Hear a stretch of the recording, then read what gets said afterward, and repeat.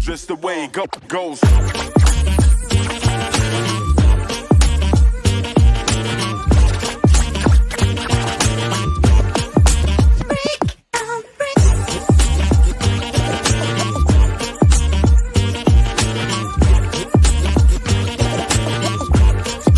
Just the way it goes.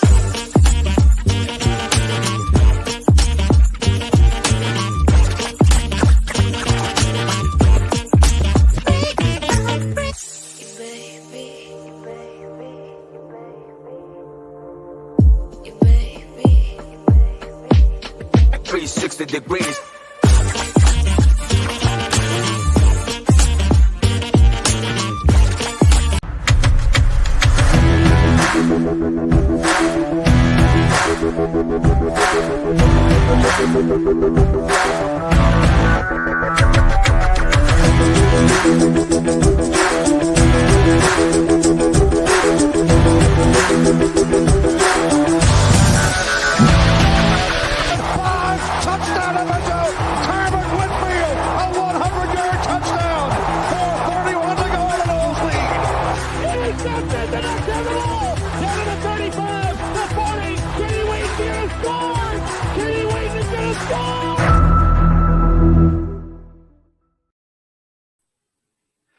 Well, that is our very first intro for our pod from Eugene to Tallahassee.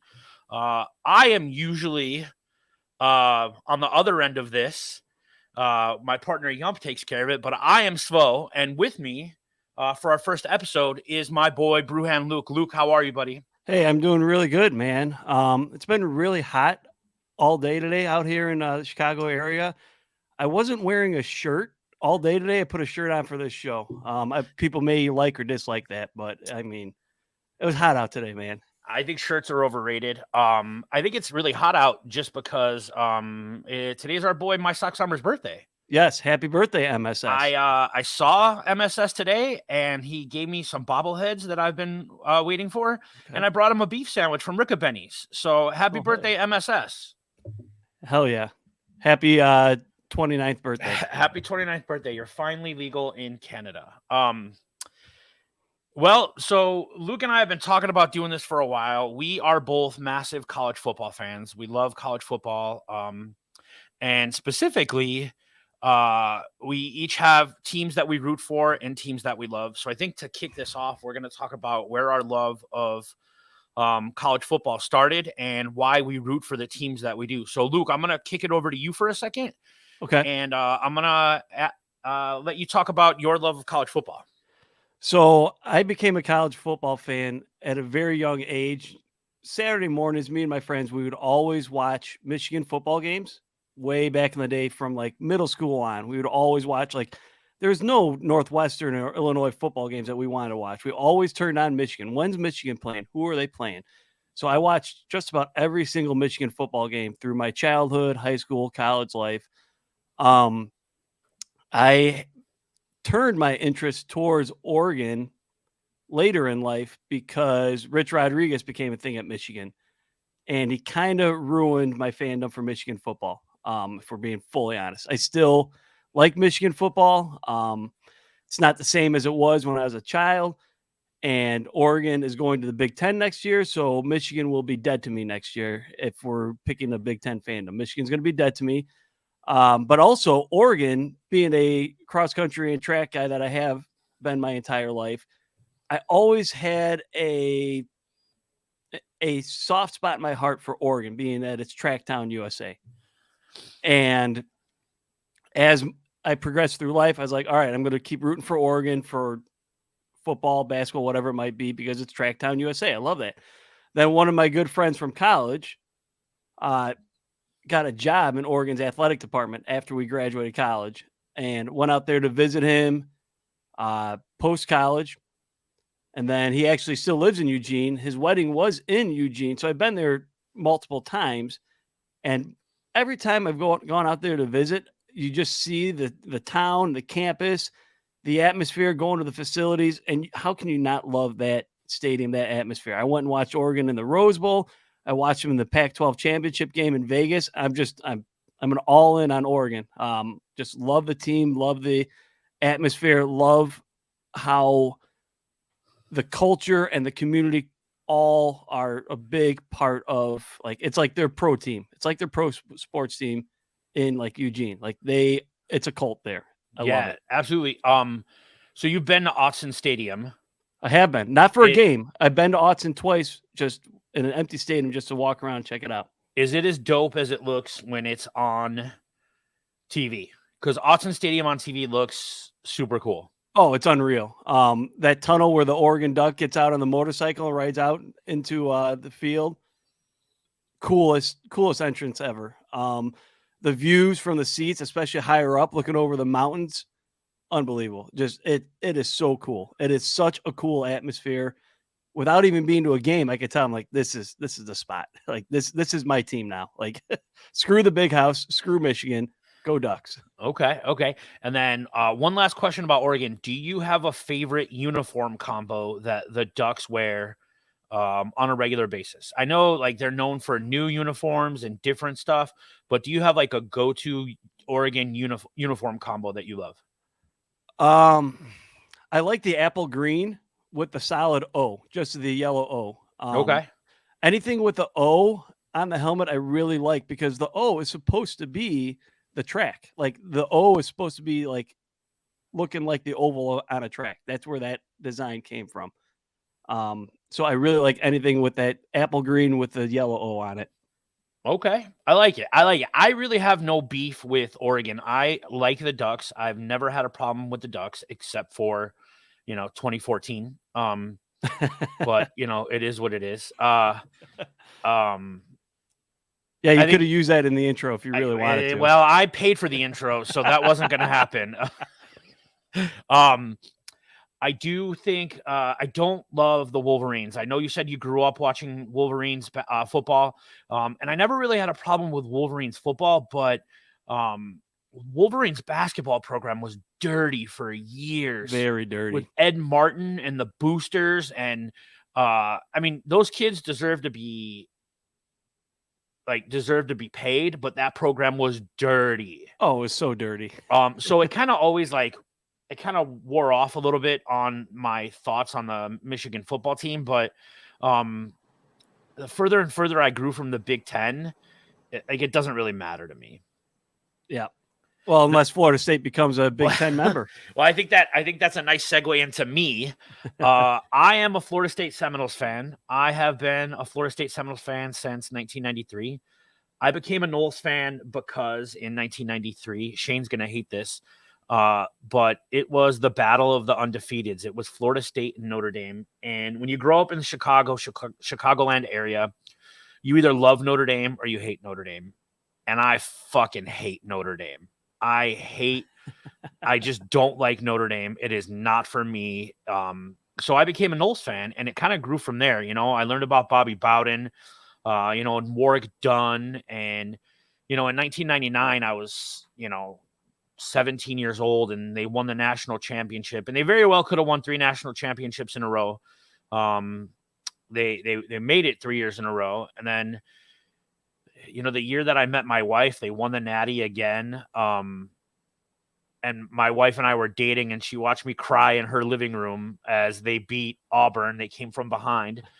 I have been to Tallahassee a couple, 3 times, and I am going again in October with, my best friend who is a Florida State alum, and we're going to visit my niece, who is a Florida State alum. She still lives in Tallahassee. Nice. But I love the Noles. And if they join the Big Ten and they actually play in the Chicagoland area periodically, even if they play like Champaign-Urbana or Bloomington, it would be awesome to not have to go to the South to see them. Yeah, that's going to be a huge bonus. It sounds like they're going to do something. Nobody really knows what they're going to do yet. Right. There is no clue on who Florida State is, where they're going to end up or what. So, but I digress. Luke, let's keep this episode simple, and let's talk about what we're expecting from the college football season this year. And the other day, Brett McMurphy posted a good question. We're going to get into the top 25, but I want to know which top 10 team will finish the season unranked. Every year for the past 21 seasons, except for 2019, at least one preseason top 10 team finished the season unranked. Last year it was Texas A&M, Baylor, and Oklahoma. Now, out of the top 10 teams this year, who's going to finish the season unranked? You're going to have Georgia, Michigan, Ohio State, Bama, LSU, USC, Penn State, FSU, Clemson, and Washington. So is there a clear name in that list that you think could finish the season unranked? So I don't know that there's a clear name because they're top 10 for a reason, preseason ranked. Right. I looked at this in a lot of detail after we talked about this tweet. I think it might be Ohio State. We can get into it a little bit more with their schedule and just the question marks with the team and where they're at. But I'm leaning towards Ohio State because of their difficulty with their schedule and they have question marks at quarterback. They have question marks with their defense still coming back. Like, they haven't proved it against Michigan. I think Ryan Day is going to be on the hot seat, especially early on. I mean, if he loses to Michigan again, he's going to be on the hot seat in the offseason for sure. I mean, if they're a 2-loss team going into the Michigan game, they're not going to care about the Michigan game. That's a 3-loss team. We'll break down their schedule later on, but can Kyle McCord get the ball to Marvin Harrison Jr.? I think is going to be the big question all season. And if he can, that team's going to be pretty good. If he can't, and there's any struggle at quarterback, I think Ohio State's going to struggle in the Big Ten because, like, J.J. McCarthy in Michigan, they look good. Their schedule is not easy. I mean, it's not a cakewalk schedule. And with the question mark at quarterback, like, they got the best wide receiver in the country. Everybody knows it. He's a Heisman Trophy candidate.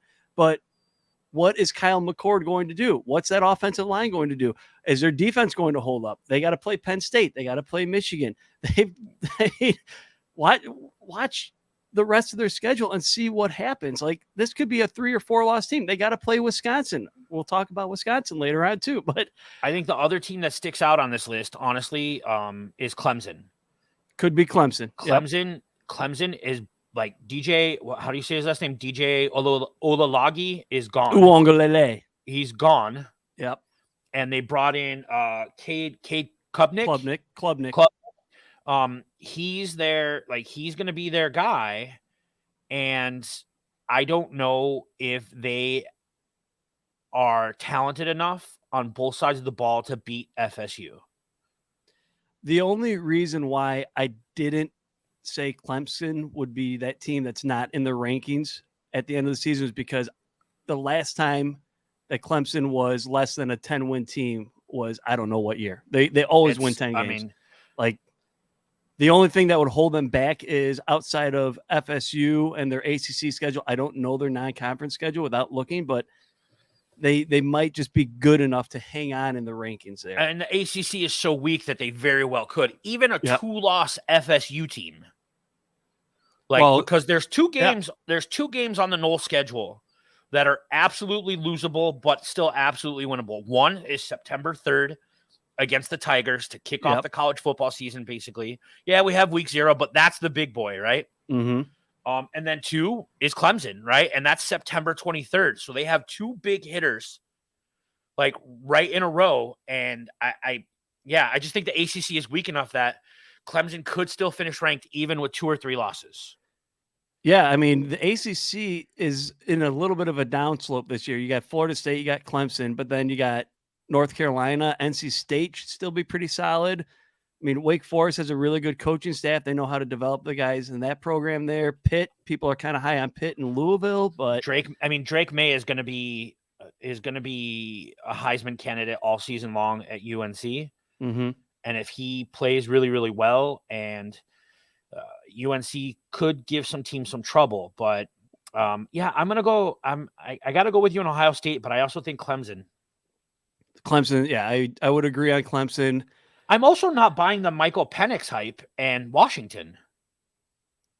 Like, am I wrong here? Like, you know that opponent more than I do, but I'm not buying that hype. They're talking about him for Heisman, him in New York, and I'm not buying it. So they gelled really well last year with Michael Penix because Kalen DeBoer was his offensive coordinator at Indiana. And then Kalen DeBoer, who's a very, very, very good coach, now at Washington, gets his guy in there to be the quarterback last year. They won 11 games. They won 10 regular season games. They won their bowl game. The problem is, how do you improve on an 11-win season? Like, I think there's going to be some natural regression. I think the Pac-12 is going to be improved across the board with certain schools on defense. And I think people are going to figure out how to handle a Kalen DeBoer offense in the Pac-12. So it's very possible that Washington could be on that list. I just think they're going to do enough to still remain ranked at the end of the year. There's some big games there on that Washington schedule that could determine that. Yeah, they have a very difficult schedule. People that are listening, we got some people tuning in, man. Do you have put it in the chat? Do you have like a favorite college football moment? And don't say DePaul, Brian. It's funny though, because my buddy Mike and I always used to make this joke too about, hey, who are we going to be in the next NCAA football dynasty, on the PlayStation? And he was like, let's do DePaul. Right. So I've been making this joke for forever. And now it's just continued with my guy, Brian. I love it. Yeah. So, all right. So we got our teams outside the top 10. Do you want to get into the top 25? Yeah. Let's dig into the top 25 a little bit. All right. So, yumper. So we're going to do the top 25, but we're going to skip through and we're just going to really break down the top 10. Are you okay with that, Luke? Yep. Let's do it. So we'll start off at 25. We have the Iowa Hawkeyes of the Big Ten. Their non-conference schedule are the Aggies, Iowa State, and Western Michigan. And then they get into the Big Ten schedule. They're ranked 25th. They always produce good offensive linemen. I'm just not, we're just not going to get too far into Iowa football tonight. We have the Tulane Green Wave. We have a non-conference schedule of South Alabama. Well, aren't they independent? I'm sorry. No, Tulane changed conferences this year. I don't believe they're independent. Okay. Are they transitioning to the Big 12? I don't remember. There's so much movement in college football that yeah. We have Texas A&M, probably my team that I hate the most besides like the Florida, the Miamis, and the Notre Dames, just because Jimbo Fisher is a scumbag and I hate him. I wonder why. There's I could tell you some stories about things that I read when he was leaving for Texas A&M. We can do that more on another episode. Yeah. We have Ole Miss, your favorite head coach in all the land, right? Oh, Lane Kiffin? Big Lane Kiffin fan. Huge Lane Kiffin guy. We have UNC that we talked about. Looks like a pretty easy non-conference schedule. It's a weird Big Ten matchup there versus the Gophers, though. Minnesota could be sneaky good with PJ Fleck because he's kind of he's a psychopath. They always have those guys ready to go. Yeah, I mean, I still think North Carolina is the better team. Oh, I do too, and I think Drake May is the real deal. Like, he's going to be a top 10 pick in the NFL draft. It'll be interesting to see how Drake May does with a different offensive coordinator this year. I don't know how much of a difference it'll make. We'll talk about that a little bit later with where his offensive coordinator went. Right. But I'm liking that matchup against Minnesota. That'll be a fun game to watch. I can tell you right now, I don't care what the total is. I'm betting the over in that game. Yeah, I don't blame you.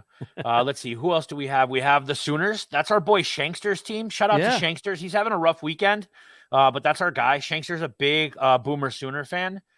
I'm still not over the loss in that 2001 national championship. And let's can we break down this one a little bit for a second? Let's look at it, man. I don't mind looking at the bigger schools. So go for it, Luke. I mean, you look at their non-conference schedule there. Those first 3 games, those are all wins. Yeah. Cincinnati should be a win. Then you go to Iowa State. Iowa State is screwed this year. So like they have all the betting scandals. Who knows about that? Their first real challenge, they could be going undefeated into that Texas matchup. that's going to be the make or break game for Oklahoma there. If they beat Texas, it's a game at home in that rivalry matchup before they move on to the SEC next year. How do you feel about that, Luke? Like there's so much, like, this was the first big domino to fall. Yes. Like when it came to conference alignment. How do you feel about Oklahoma and Texas going to the SEC? I think looking at everything that's processed now, Oklahoma and Texas did what they had to do when it came to money. If they look back at it with the way the Big 12 has expanded now, and the Big 12 has saved themselves with the teams are adding to the conference for next year, they might look back and say, oh man, we missed out. Like, we had a good shot to have a really good big time conference. But money talks. And at the time, the Big 12 was saying, no, we're not going to do this. So they're like, okay, well, we're going to the SEC. So, well, and I think Texas falls under that same like umbrella or aura of Notre Dame that Notre Dame does. And this is the first thing I'm going to say about Notre Dame that's not derogatory, is like Notre Dame can do whatever the hell they want. Notre Dame doesn't have to join a conference for football. Texas probably doesn't either, right? They have the Longhorn Network, but that SEC money, even with the Big 12 doing some saving face, that SEC money is going to be just more in the pockets of UT. So I think they were smart, man. I think they did what they should have done right off the bat, and they joined a big conference. Yeah, that's they're not going to get to play fucking K-State and Oklahoma State though anymore, man. That's going to be a gauntlet. Well, you just have to schedule them non-conference. Great, but you still got to go through that SEC gauntlet. That's going to be brutal. I have a lot of questions about Oklahoma still. I think that's why they're ranked where they are, because a lot of people are uncertain. But if they go into that Texas game undefeated, which they should, and they beat Texas, then they're in the mix for the college football playoff all of a sudden. All right, so tell me, October 7th rolls around. It's Red River rivalry, right? We have Texas, we have UT, we have Oklahoma. Who is the starting quarterback in Austin? Is it Quinn Ewers or is it Arch Manning? If Texas is undefeated, there's no reason to start Arch Manning. If Texas gets blown out by Alabama and they have other struggles in other games, they're going to go to Arch. But like Quinn Ewers, man, get your shit together. He cut the mullet. He's got a normal haircut now. That might help him focus. We'll get to Texas a little more as we get closer to that one, but it's got to be Quinn. There's no way that they can make it through the season with Arch Manning at quarterback and have a successful season. No way. Everything I'm reading is Quinn looks okay in the preseason, but he doesn't look like a traditional QB1 for UT. I can see that. Yep. Arch has, that he has that bloodline. He has that prototypical like drop back passer that Texas hasn't had in a long time. Yeah. It's very difficult as a true freshman, especially in a Power 5 conference, to have success. For sure. And I'm not sure why he didn't redshirt or whatever, unless they thought that he could win that job. That's probably where they're going. And that's where Sark and them are going. We'll talk about Texas. We'll get to that schedule too. All right. Well, so we got the Boomer Sooner, and then we get into another Big Ten school, the Badgers. Okay. I know you like the Big Ten a little bit, so talk about this schedule. Okay, so here's my first futures play that I'm going to talk about. I got 3 futures bets that I put in for college football, right? Wisconsin is my win total over at 8.5 wins this year. I think they're going to have a very good season with Luke Fickell at the helm. They took Phil Longo from North Carolina, the offensive coordinator. Now he's there. They got Tanner Mordecai, who was a transfer quarterback from SMU, over to be the starter at Wisconsin. They still return Braylon Allen at running back, and they return their O-line. They return a solid defensive crew. They're in the Big Ten West, and they should, I think it's going to be between them and Iowa to win that division. I just think with the new coaching staff and Phil Longo, who's an air raid offense guy. So that's the question, right? Let's talk about that UC offense coming over to Big Ten country and playing at Camp Randall in that weather in the winter. Let's go through this. So your non-conference schedule, you have Buffalo, you have the Cougs, and you have Georgia Southern. You're 3-0. Should be 3-0. Washington State is a tough place to play, but they're going to win.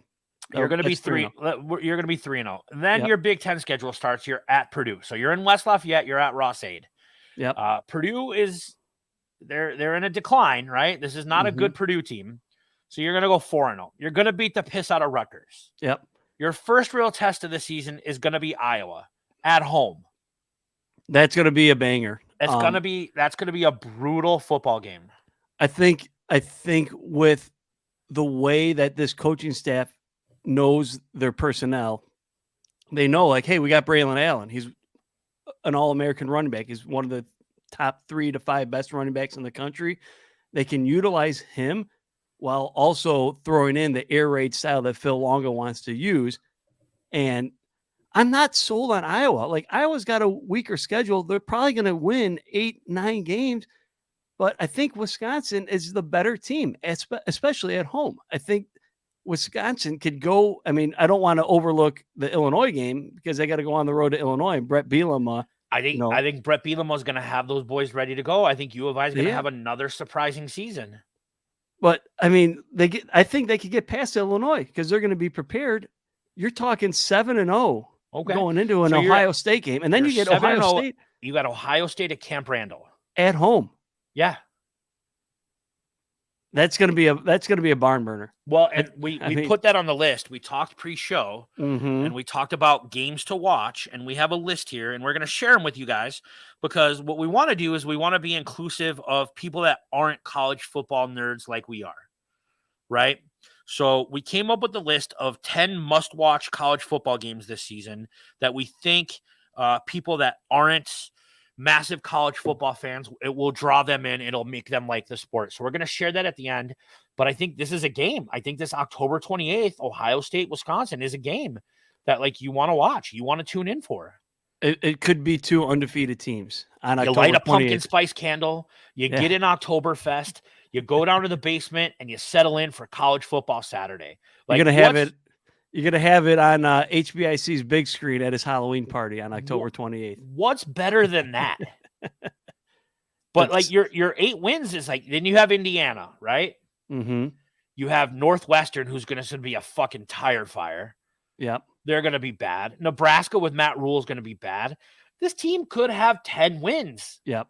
Their win total was 8.5, and I pounded the over there to the 8.5 there.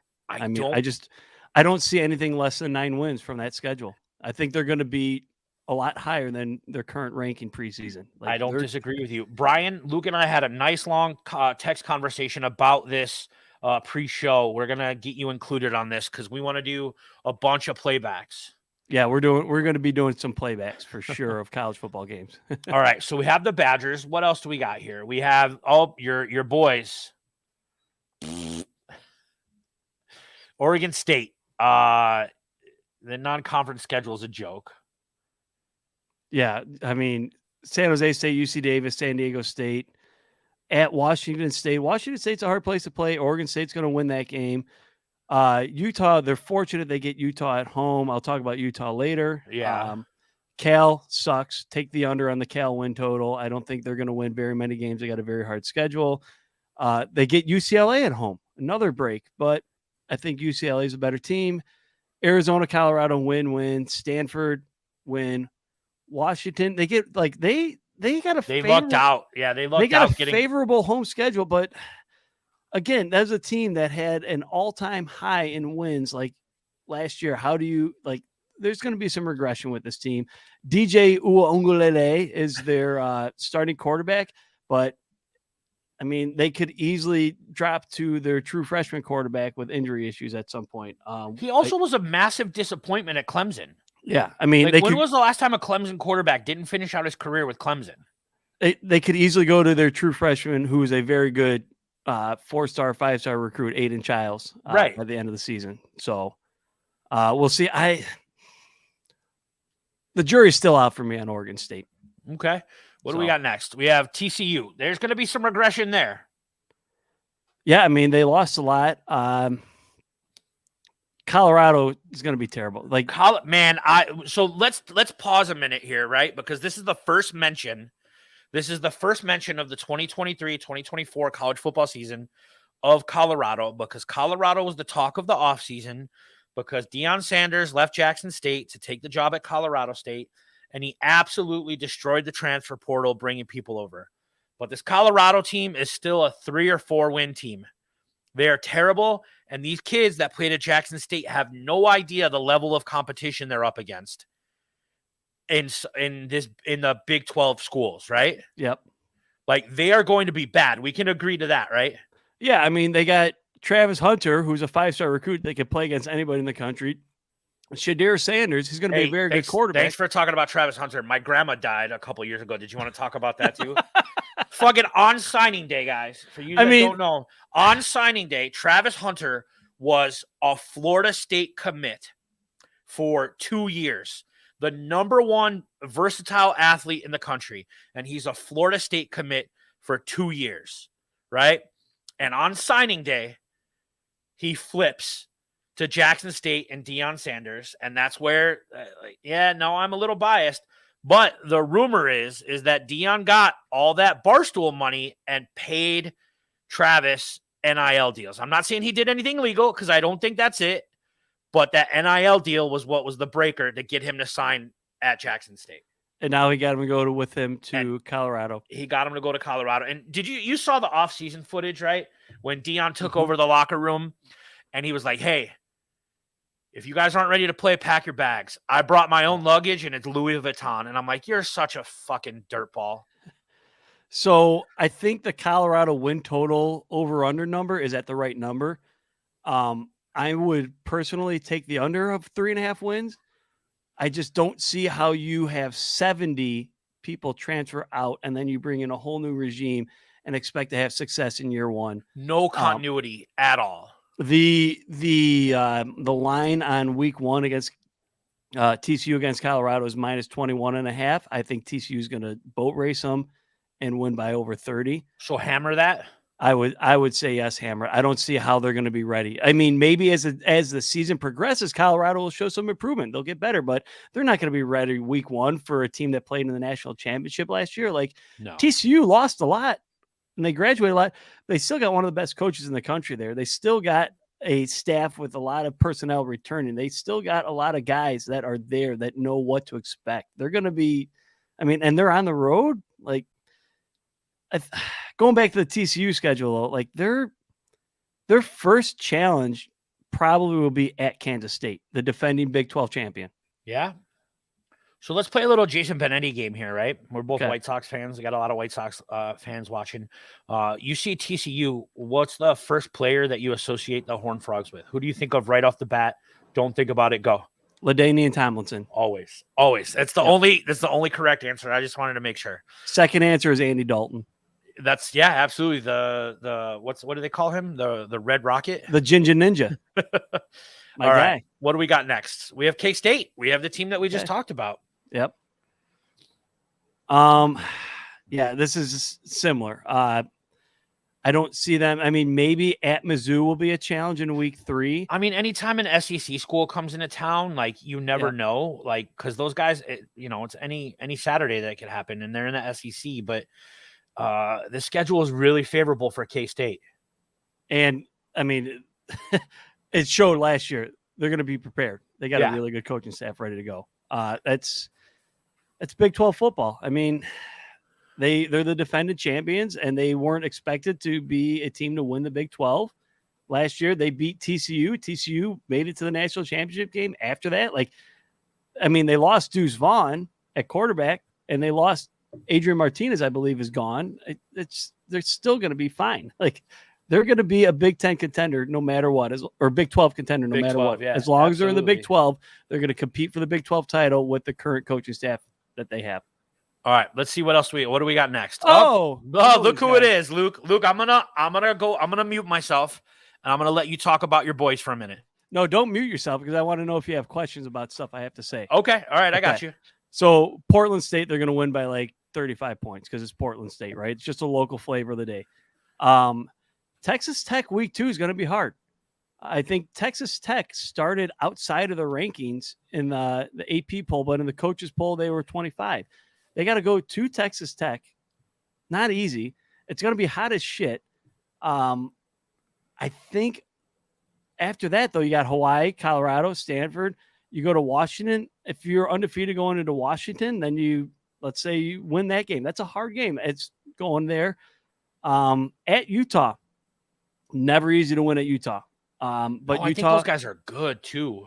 I'll talk about Utah in a second. They're down. I don't think they're as good as people should expect.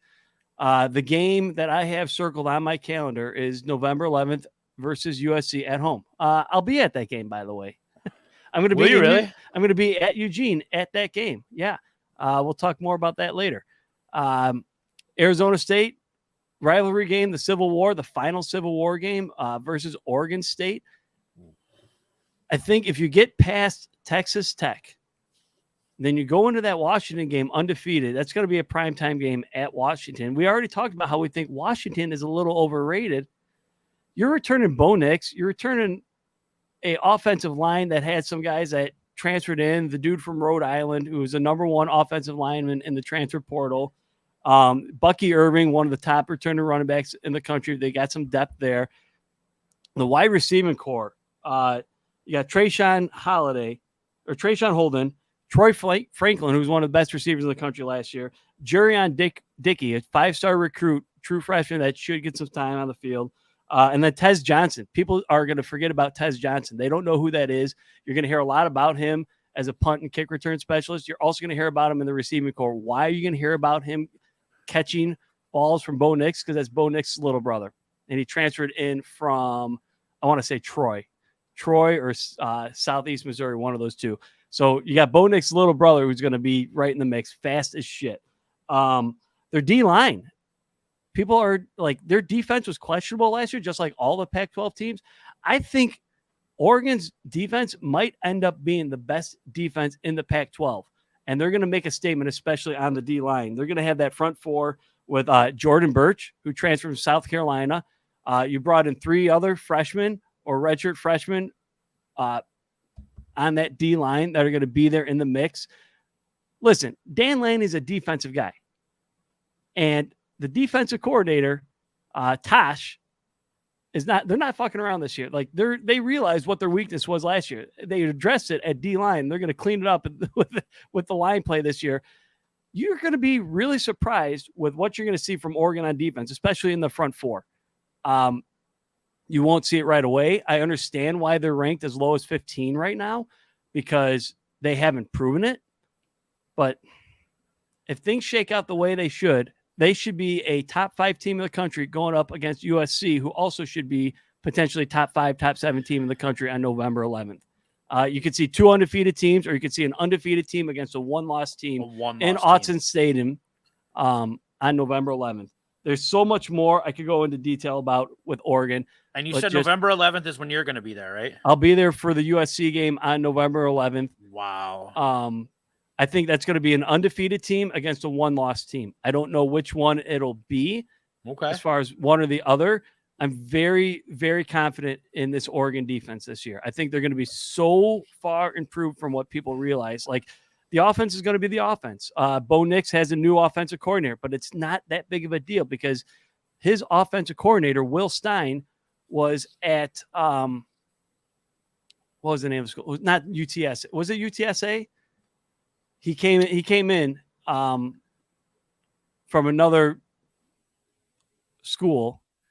I think UT San Antonio, right? Yeah, it was UTSA, right? Yeah. So he came in from UTSA because they lost Kenny Dillingham to Arizona State. He was the head coach, but never heard of him. Yeah. So Will Stein is not going to get cute and try to do anything crazy. I wish. They run very similar style offenses. Will Stein ran a top 5 offense in the country last year at UTSA. Like, come on. I wish that we didn't text so much because Luke, I would pull the receipts on the things that you said about Bo Nix at the beginning of last year. Like, he looked so bad. He looked so bad against Georgia. Against Georgia last year, I thought we were going to see Ty Thompson. It was so bad. But he figured it out, and Kenny Dillingham figured it out, and Will Stein knows he what had he a has. bounce back. He had a bounce back. Yeah. It wasn't bad. All right. So, any last thoughts on Oregon? Spag says the Ducks are going 8-4, and I'm not buying it. No, he's just saying that to be a hater. He's a hater. There's a lot of Oregon haters out there, and I love it. I absolutely love it. I want to see more Oregon haters. All right. But don't sleep on Oregon's defense is my ultimate thing, especially their front four on defense. So I think we finish out the home and home with Florida and Utah. They're actually in Utah this year. Or is it a neutral site? No, it's at Utah. It's at Utah. Okay. Yep. I think this is going to be another underrated team, and I know you think that there's going to be some regression, but I'm not buying it yet. All right, I'll let you go. State your case here. I don't know. I just think that this team is consistently well coached, and they are recruiting at a level that is on par with not an Oregon and not a USC, but it's higher than any of these other schools on this list. Yeah, I think they are very well coached. I think Kyle Whittingham is one of my favorite coaches in the entire country. They have question marks at quarterback because Cam Rising had that ACL tear in the Rose Bowl against Penn State last year. There's questions as to whether or not he's going to be ready to go to start the season.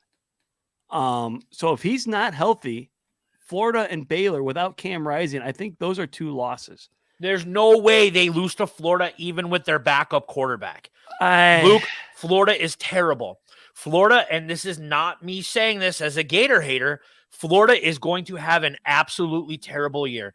They are down to QB4 on that roster. Anthony Richardson went in the first round.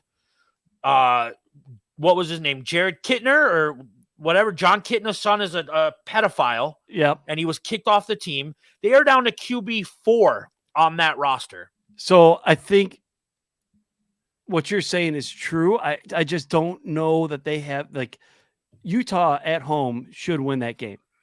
I don't know if they will, but then they got to go to Baylor the following week. Well, and is Cam Rising going to be ready? Like, and then you got UCLA at home. Okay. Anytime Utah is at home, they should be favored every game that they are at home. That's my rule with them. If Rising is healthy, the ceiling is another Pac-12 championship appearance, at least. Should be. That's like, absolutely. Like that's gotta be it. If he's not healthy, then who knows? There might be some speed bumps, but I'm telling you, they're not opening the season August 31st with a loss to Florida. I mean, they should win that game. They're 7-point favorites as of now. If Cam Rising is starting, they should be 10-point favorites.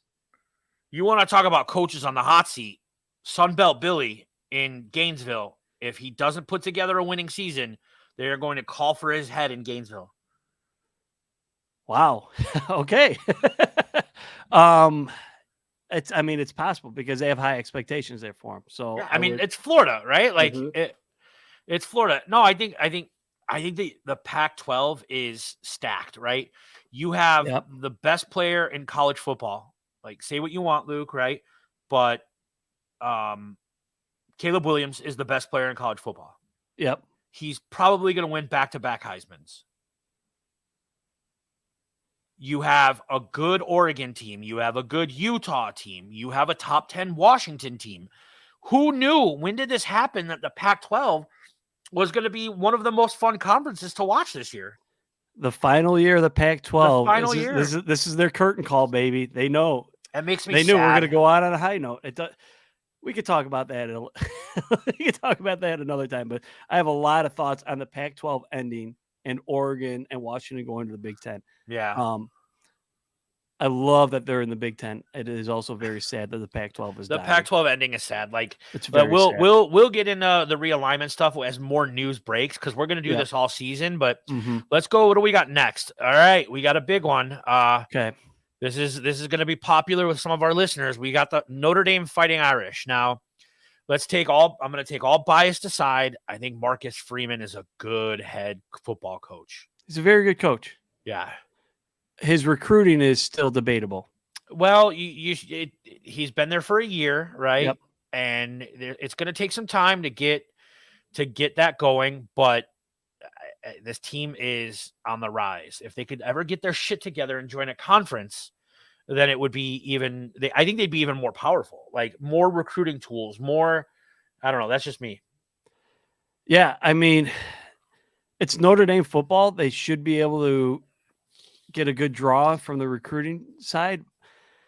You look at their schedule.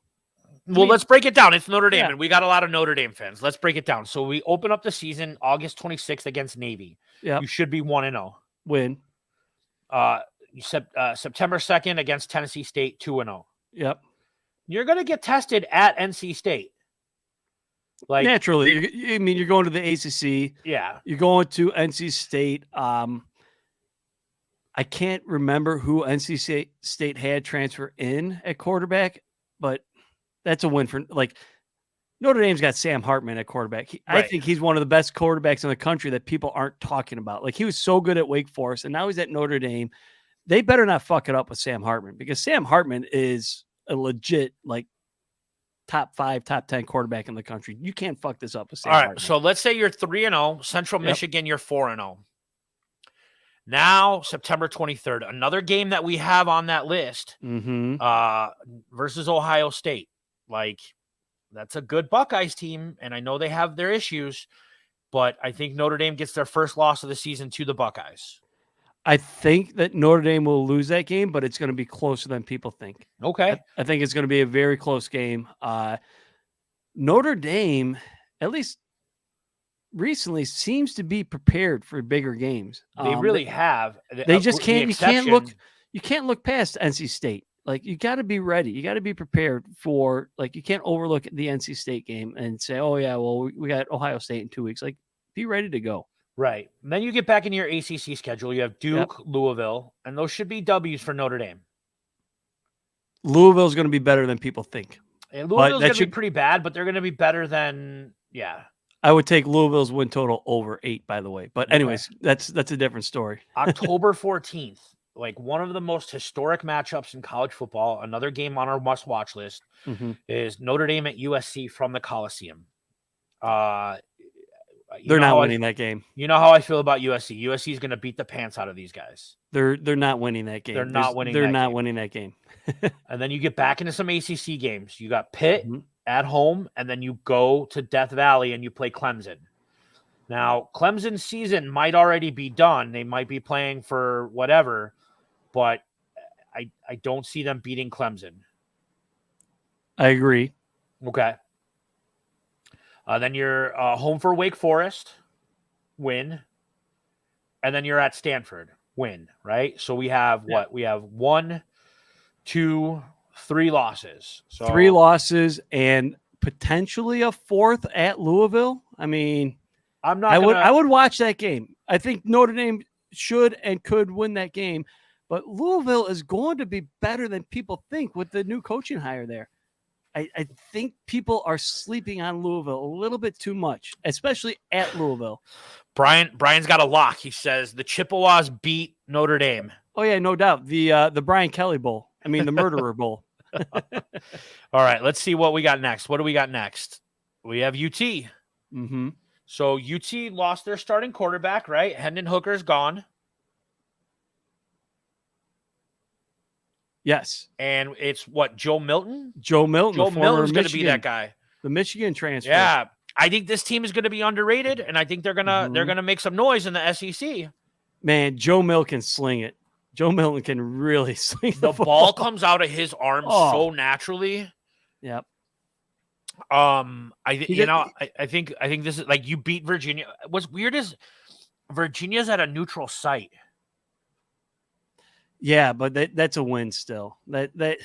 Yeah, no, it absolutely is, because I don't think the Cavaliers are that good, and Florida is not good. So they're gonna beat Florida at the Swamp, and then you have UTSA. Yeah. So you're 1, 2, 3, 4-0. South Carolina.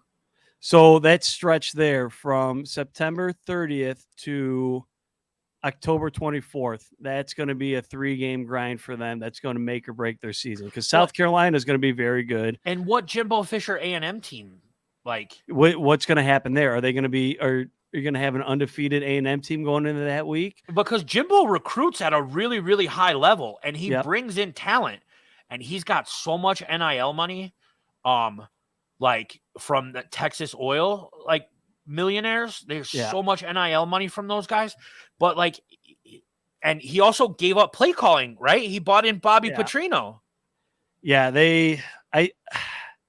as good as Tennessee could be, and as well coached as they are, they're going to lose at least one of those 3 games between South Carolina, Texas A&M, Alabama. Well, and it's just like we talked about earlier. The SEC is a gauntlet, right? And you got to run through it, and you're going to hit one of those buzzsaw like every single time. Alabama's gunning for them too because they lost to them on the road last year. That's a revenge game. It was a heartbreaker. Nick Saban's not losing to the same team 2 years in a row. I don't see that happening. So agree. that's going to be my prediction for that loss. They got to be focused for A&M at home. Then Saban you look gets down. revenge. Yeah, so I mean, this is a 2 to 3 loss team. Do they beat Mark Stoops in Kentucky? I think they do. UConn, Mizzou, Georgia, Vandy. Like, you're going to lose to Georgia because Georgia's good again. I think they have a very good quarterback in Joe Milton. I just don't know about the rest of the team. I don't see them. That's my big concern. Milton's good. Yeah. All right, what do we got next, Luke? We have UT. We have Aloha Mr. Hands team. He's a big Texas Longhorns fan. He is. I'm just going to say it. I think this schedule all depends on what quarterback shows up. If Quinn Ewers is the guy that they think he is, then this team can go far. Yep. If Quinn Ewers is Brian just made me laugh. What a fucking dickhead.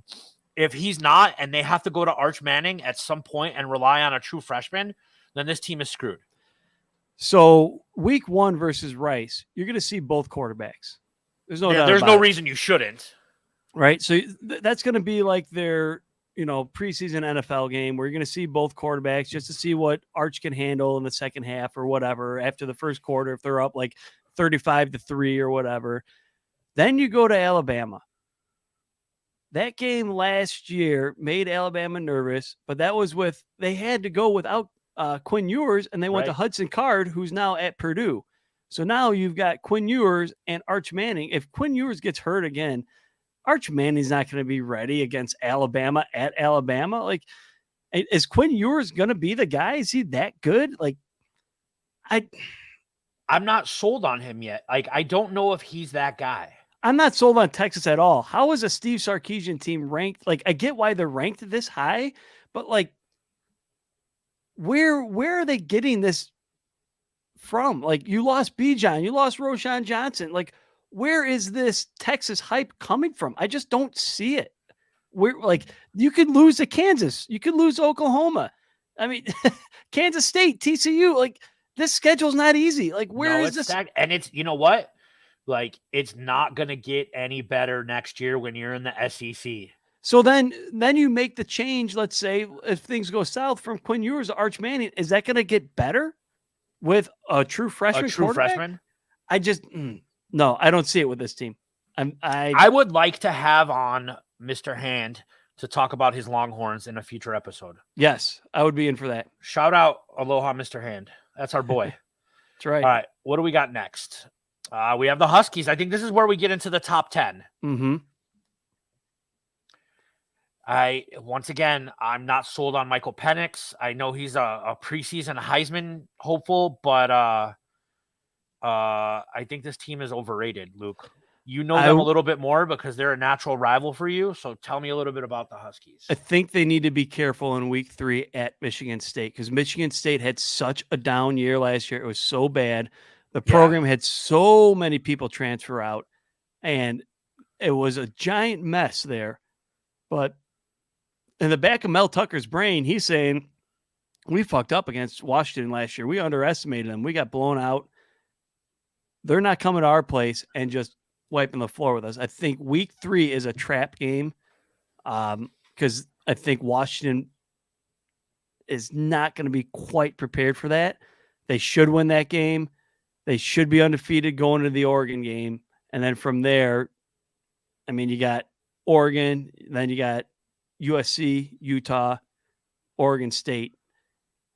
They might fall from the rankings in the second half of the season. But it could be the team that we said doesn't finish ranked at the end of the season. It could be the week 3 matchup against Michigan State. People need to really keep an eye on, because that's going to be one where you got Sparty as a trap game for the Huskies. I think Washington will be a road favorite, and they might get into a little bit of trouble there. Okay. They should win that game easily, but Michigan State's going to be ready. Mel Tucker is going to say, fuck this shit. We lost to this team last year. We're not losing to them 2 years in a row, especially at our place. It's still a Big Ten team. So, you know, like, all right, who's next? I think it was Clemson. Yeah, we have the Tigers now. All right, go for it. This is your ACC. So, you know, it's a Dabo Swinney coach team, right? They lost 3 players on the defensive line, but they're returning 8 starters.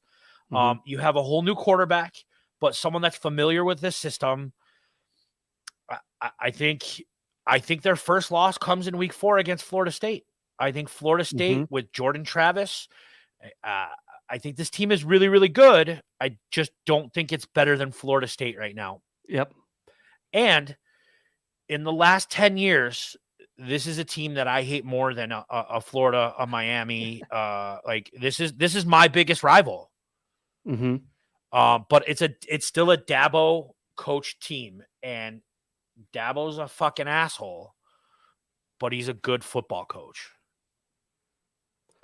So looking down the stretch at the back half of their schedule, Clemson versus Notre Dame, what do you think about that game? I mean, I remember the Clemson Notre Dame game last year, and I remember it being pretty close. That's a trap game for me for both teams. That game could go either way. Yep. That game could go either way. I think Notre Dame's going to be better than what they were last year, and I don't know if Clemson's is good. So I'm gonna say Notre Dame gets that W. Okay. So this is where I'm a little bit off from what you're saying, because I will believe it when I see it with Clemson when they win less than 10 games in a season, because they always seem to win at least 10 games. So I think this is a 10-win team. I don't see them falling out of the top 10 because of that. I mean, so do they beat Duke? They beat Duke. Do they beat Charleston Southern? Yep. Do they beat the Owls at FAU? Yep. What about the Florida State game? It's okay. Rip off the Band-Aid, Luke. Like, this is at what you home. gotta do. I think they beat Florida State at home. I think that's Florida State's one loss this year. So you think Florida State beats LSU but loses to Clemson? Yeah. Okay. We're gonna get into that, and we can go to the next team. Here we go. All right, go for it. I'm gonna say that this is a team that wins. They lose to LSU. Okay. I think that we're hyped up and we're on this Jordan Travis train, and I think Brian Kelly's got those guys prepared, and he recruits really, really well. It's in Orlando this year. It's not in New Orleans like it was last year, but I think we lose to LSU and then we run the table. Okay. Wow.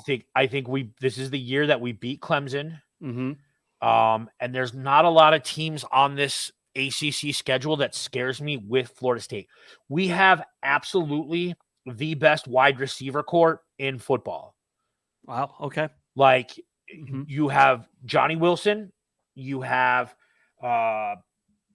Keon Coleman, the transfer from Michigan State.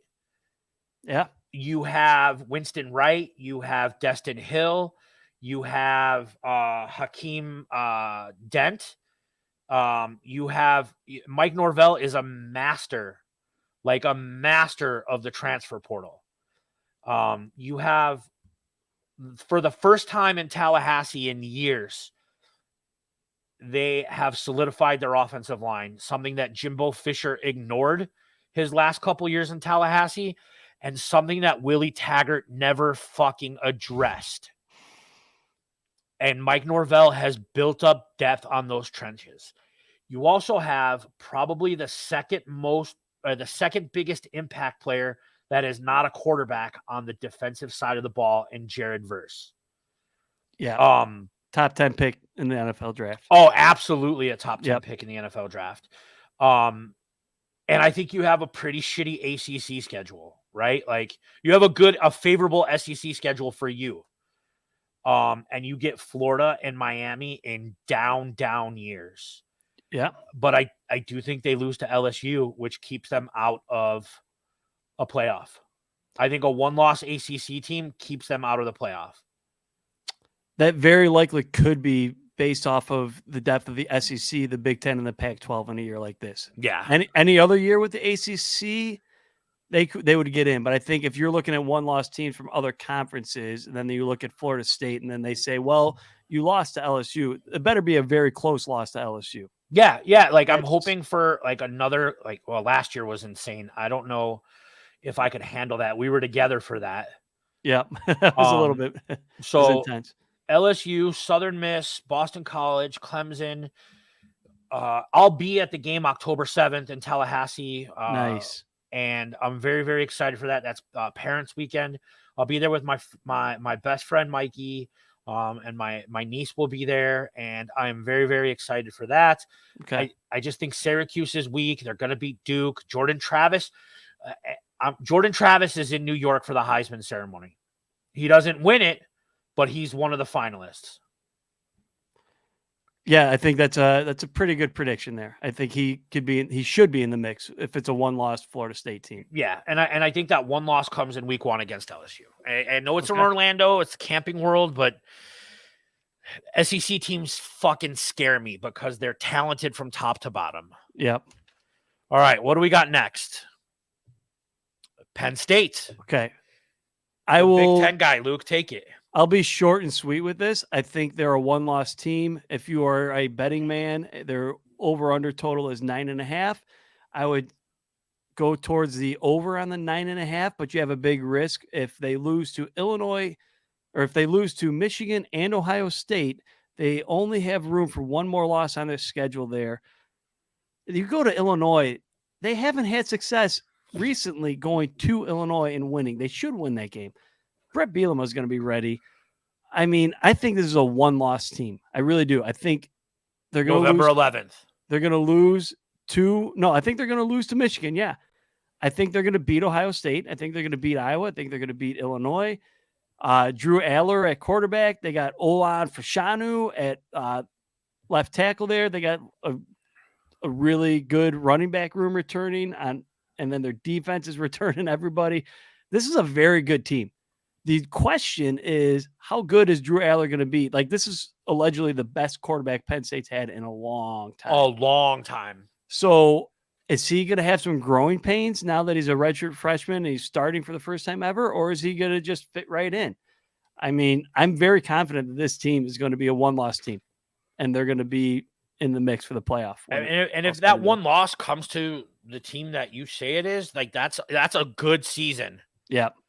They could easily win that game because that's a good season, and that's a New Year's Day bowl. It's a New Year's Day bowl. Yeah. I mean, I think I'm going to lean. Spoiler alert! I think they're going to make the playoff. Oh, okay, okay. Yeah. All right. What do we got next? We should be at what, 5?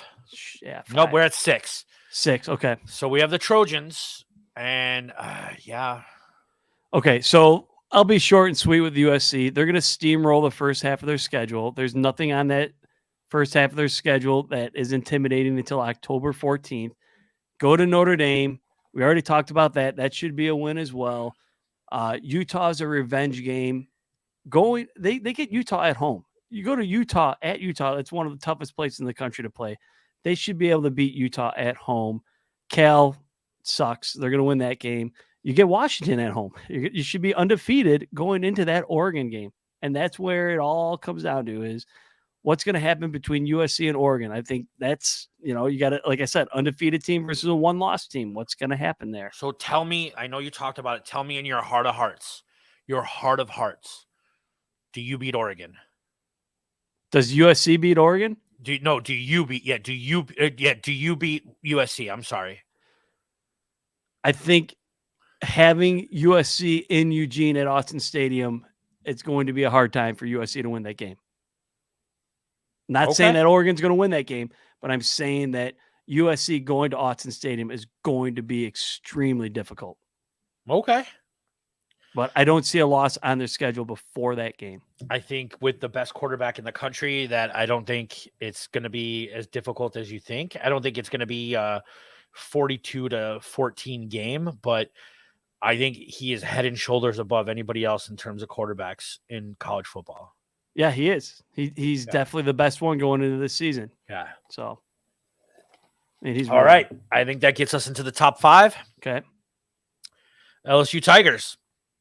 Probably my second favorite college football team, and it's a shame that they play my first favorite college football team. Yeah, I think this is a good SEC team. I think they have their quarterback returning. Brian Kelly's got some continuity. I think the thing that stops this team is they play in the SEC. There is going to be a trip up somewhere, and it could happen anywhere. It could happen at Auburn. It could happen. I don't see it happening versus Florida because they are going to be bad. But there's going to be a couple losses on the schedule for these guys. I don't mean they're going to be unranked, but there's going to be a couple losses on the schedule. So there's a game that stands out to me against LSU as a trap game, and that's Week 4, September 23rd versus Arkansas. I agree. I think Arkansas is going to be underrated. KJ Jefferson at quarterback. They return a lot. They have a good coaching staff there that'll be ready. That's sandwiched between the Mississippi State game, which should be a win, and Ole Miss, who's a ranked team. That might be a look-ahead game that LSU gets trapped on, thinking, oh, yeah, we're playing at home against Arkansas. Don't fuck with Arkansas. They're going to be around. You also still have Alabama on that schedule. Yeah, I mean, that's – so you got Arkansas, Ole Miss. Mizzou's going to be better than people think. Auburn, you never know with Auburn. Hugh Freeze is the head coach there now for crying out loud. I mean, then you got Alabama, Florida, they got at home. I keep looking at that September 23rd game against Arkansas. Well, and Arkansas stuck out right away because, like, I talked about them a little bit the other day with a friend, and I think they're a little bit undervalued right now as the talent that they have in the SEC. Yep. Yeah. All right, what do we got next? Who's up next? We have the Bama Crimson Roll Tide. You know what we call this? Like, this is honestly my train of thought here with Bama. This is, I mean, you're getting a new quarterback, right? Bryce Young is gone, but this is Nick Saban revenge season. So, yeah, I would agree with that Texas game at home. That's a revenge game. But they have so many questions at quarterback that I can't get behind anything with Alabama if they don't know who's going to be the quarterback. Right, and Nick Saban has not announced yet who his quarterback's going to be. Well, I think we know who what's the offensive coordinator? That was at Tommy Rees. We know who he wants to be the starter. He wants his guy Buckner to be the starter. But is he going to be good enough to be an SEC quarterback through the entire season? I don't know. I don't know. They're going to stay ranked by the end of the season because it's SEC and it's Alabama. It's Alabama. They're going to steamroll most of these guys. Like I think they're. If there's a loss on the schedule, it's. I mean they avoid Georgia. Yeah, you avoid Georgia till you get to the SEC championship game.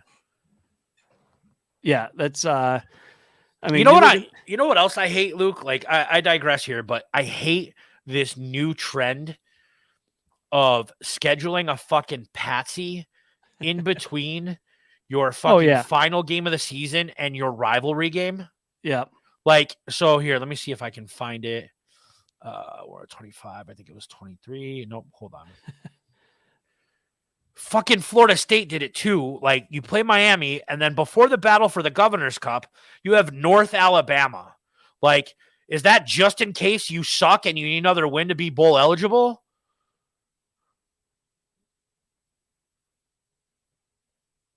Are you muted? Luke, you're muted, buddy. Yeah, that's a tune-up game there for sure. So I hate that. I hate that so much. Like, and Florida State's guilty of it. So, did I lose Luke?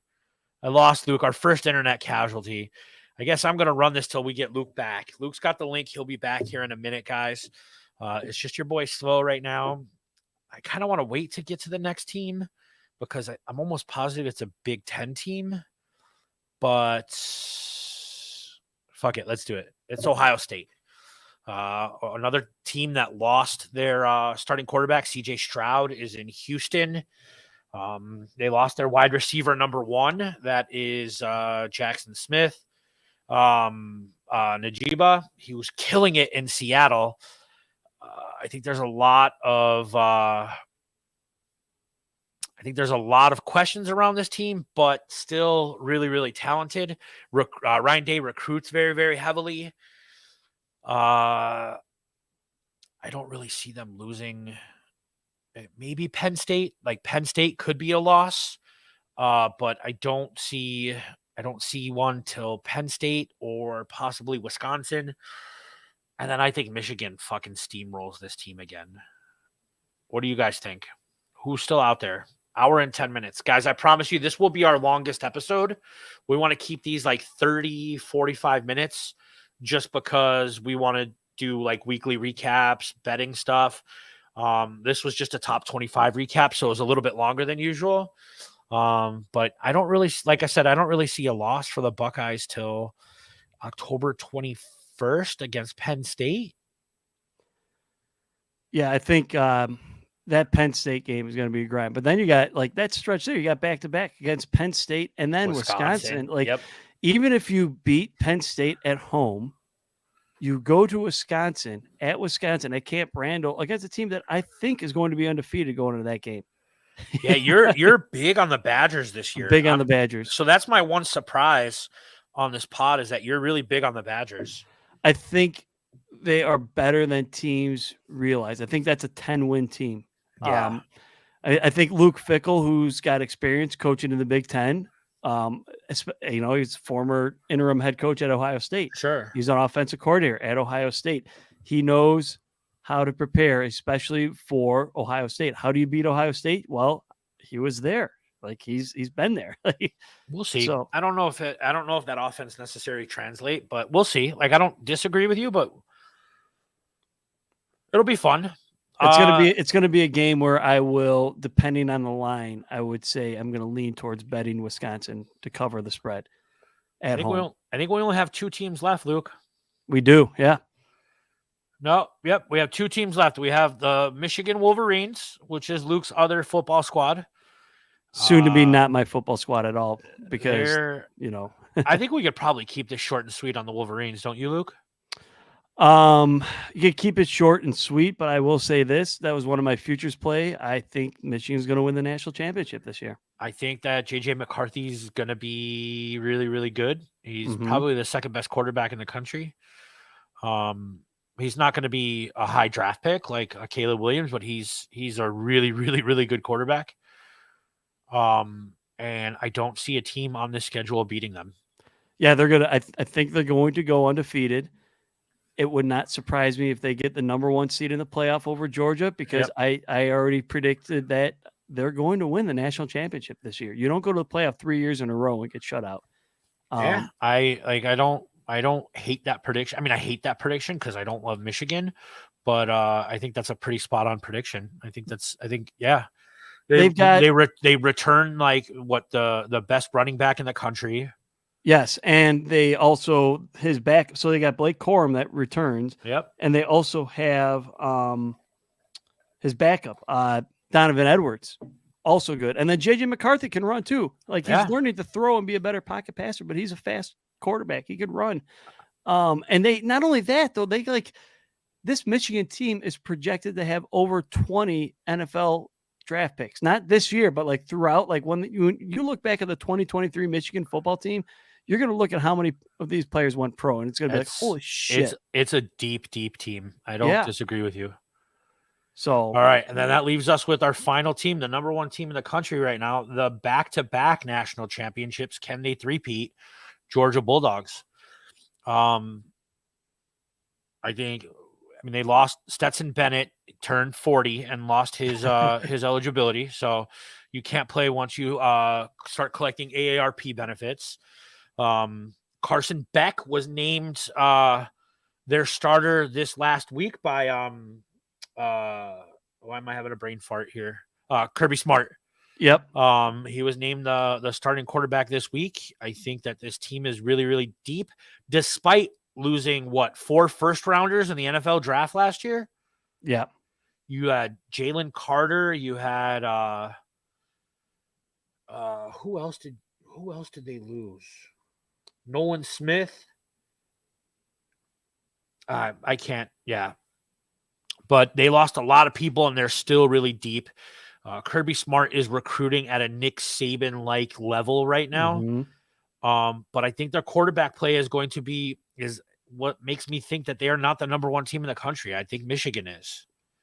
So Carson Beck, like he was a 4-star recruit out of high school. Yeah. And he was a top 10 pro style quarterback recruit Manning in the country Academy. yeah, all of that. But it's taken him until now to be named the starter. Like you would think if they knew going in, like, okay, this guy's a starter ahead of time. Like we kind of know they announced it now, which means to me there's question marks at the quarterback position if they have to wait until now. Yeah, like that should have been announced like week 1 of camp, and like he should have been green jerseyed almost immediately, but they didn't know if he was the guy. Yeah, I mean, and that being said, also you look at their schedule. South Carolina is going to be tough, but it's at home. Auburn could maybe be a sneaky game, but they should run the table. And let me add in that the September 9th game versus Ball State, that was supposed to be Oklahoma originally. Yeah. And then because Oklahoma was moving to the SEC told Georgia, no, you can't play them the year before they joined the SEC. Find a different opponent. So like, they Ball State. They had to scramble and get Ball State. Yeah. But they should run the table going into the SEC championship game. I would agree. They're the number one team in the country, 2-time defending champion. You don't not put them number one. Right. Like you have to, but I just think Michigan's a little bit better and a little bit more known right now. Yep. Or a little bit more proven is probably a better terminology. Yeah. I mean, Michigan has to prove it to get that number one ranking, just like these other teams. Like for me, like in Oregon or Wisconsin, they have to earn it on their schedule before they move up the rankings. And that's fair. That's why preseason rankings are what they are. You know, you got to be fair in the preseason before you show it. I agree. All right, Luke, give me your national championship. Let's not do our final four. Okay. Just give me your national championship prediction before we wrap this up. Okay. National championship prediction. I will go Michigan versus Georgia, Michigan winning the national championship. Okay. I'm going to go Bama versus Michigan, and I'm going to go Michigan winning the national championship. God, it hurts me to say that. So why do you say Bama? That's interesting. I did not expect that. I think repeating is really, really hard. Yep. Three-peating is even harder. Mm-hmm. And I think last year was a really, really down season for Nick Saban, and people are kind of like, oh, is Nick Saban washed? Is he done? Mm-hmm.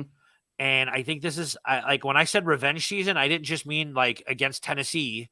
I mean, like this whole season is going to be Nick Saban taking out his frustrations on his opponents. Okay. Like those guys are going to be ready to go. And I think this is all Nick Saban's revenge season.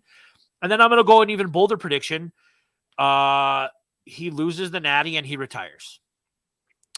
And then who replaces him at Alabama? Oh God. I don't even know where to begin to think like who replaces him yet. Steve Sarkisian. Yeah, maybe. I mean, it's his old OC, right? Like, It makes perfect sense. But do you leave Texas to go to Bama?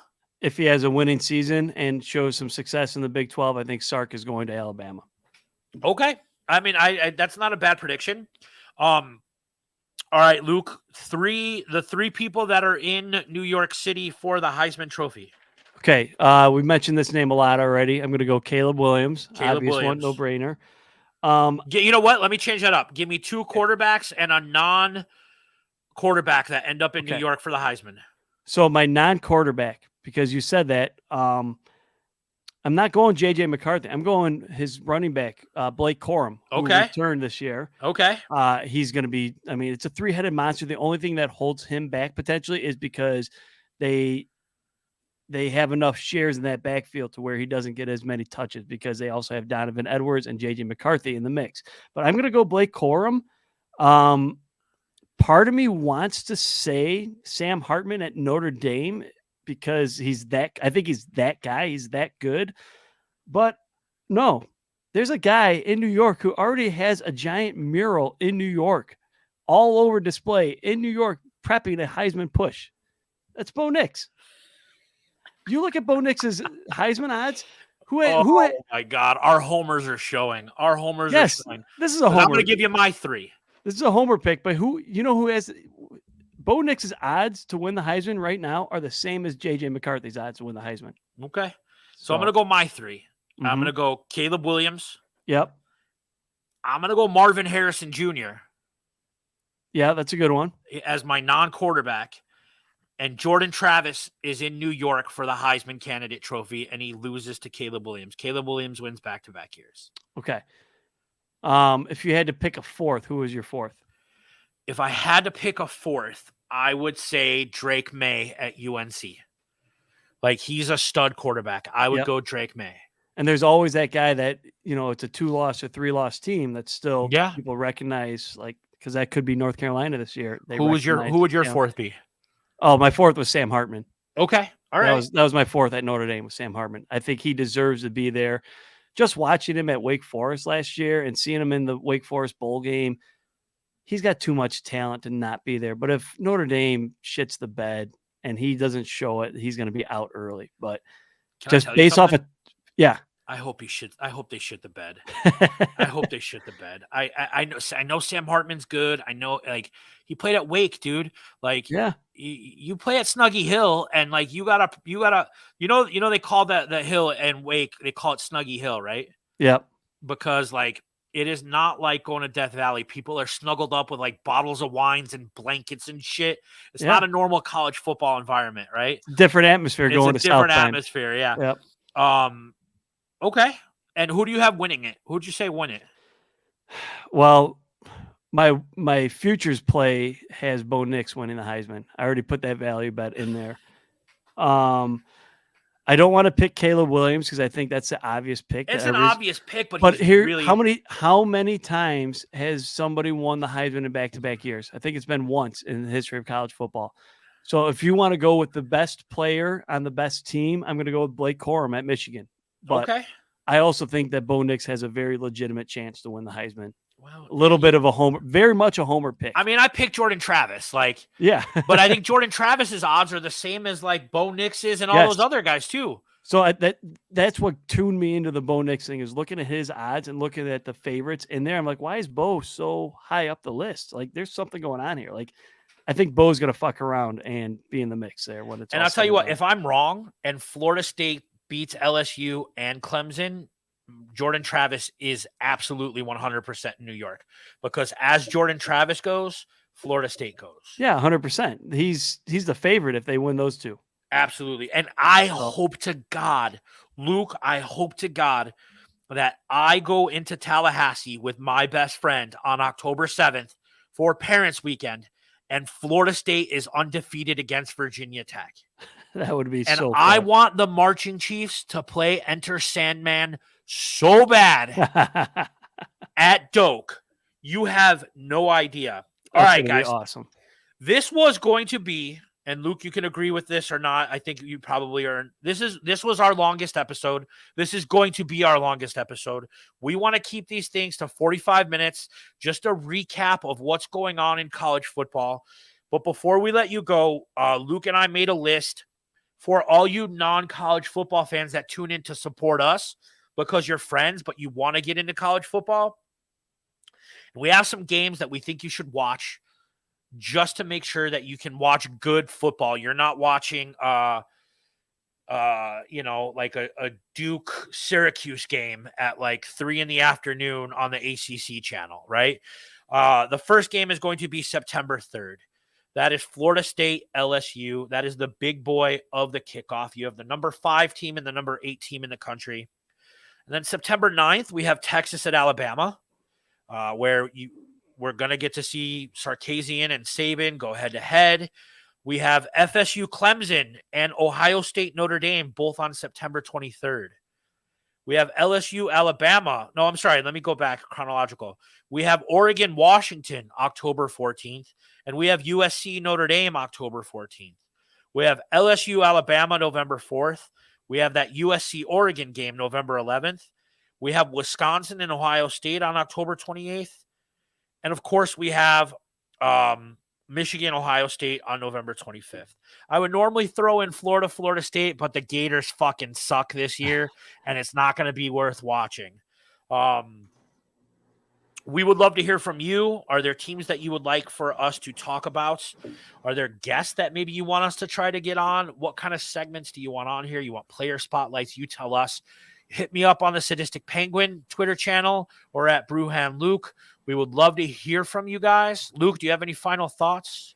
I'm looking forward to having this weekly show breaking down the rankings and the games that happened the week before and upcoming games for the week.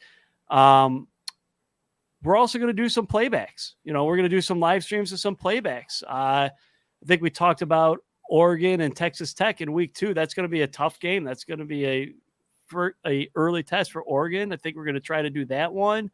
And then we're going to try to do playbacks whenever we're both available, or we could try to get something a little bit more consistent as we go along.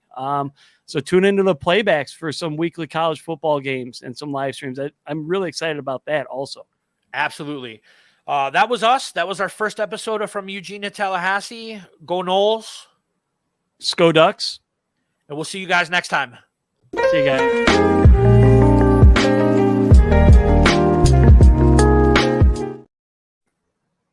Word.